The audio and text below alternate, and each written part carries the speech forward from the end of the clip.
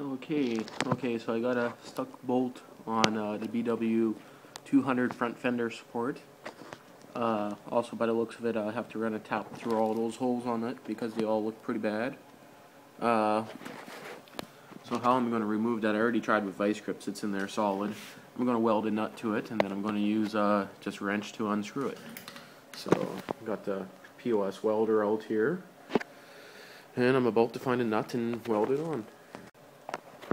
Okay, so I found a nut that fits it great. Has virtually no play when it's on there, so I'm just going to wrap masking tape with it just to hold it a bit better. Then I'll give it a quick bead of weld on the inside and then pull it off. Also, one more thing before I start that I highly recommend is make sure your fuel is shut off, which in my case it's not yet, but I'm going to. Hide the gas tank, because one little spark could melt through that gas tank and make a leak go over your floor, which most likely will end up igniting. If you're doing a big welding job, that's for sure a major thing to do. Also, if your machine has a battery, I highly recommend disconnecting your battery or you can do some damage. This one doesn't have a battery, it's pre-87, so it does not have an electric start.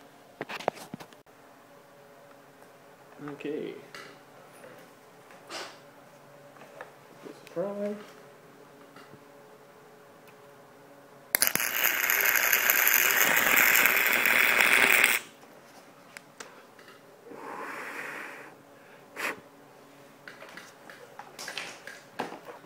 See, I put my welder a little bit, like pretty much not right on it, I'm going to say, but I had it pretty close to the nut when I did that.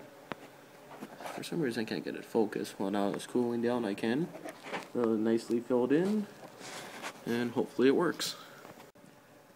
Okay, oh, should turn on my light. There we go. Okay, so I let it sit only for about a minute or two, and now I just gotta see if it's gonna come off. Just remember, always righty-tighty, lefty-loosey, and if you're working upside down, it's going to be a bitch. So, and look at that. It's actually moved. Of course, I don't have the wrench. I only got vice grips here. Could just go to one of your toolboxes and grab it. And I would not want to grab that with my hands right now.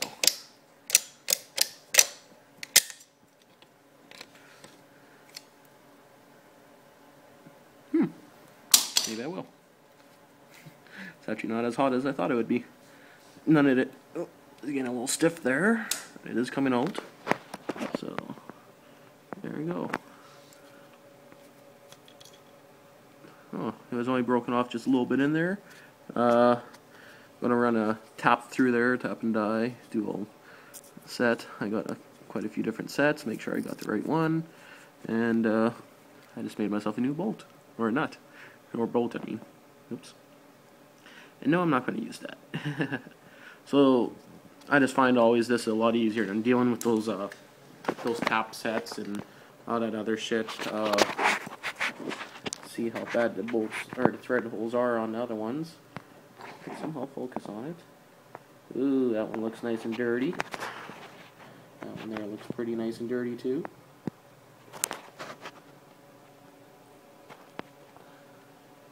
That one looks like it has something shoved in it, so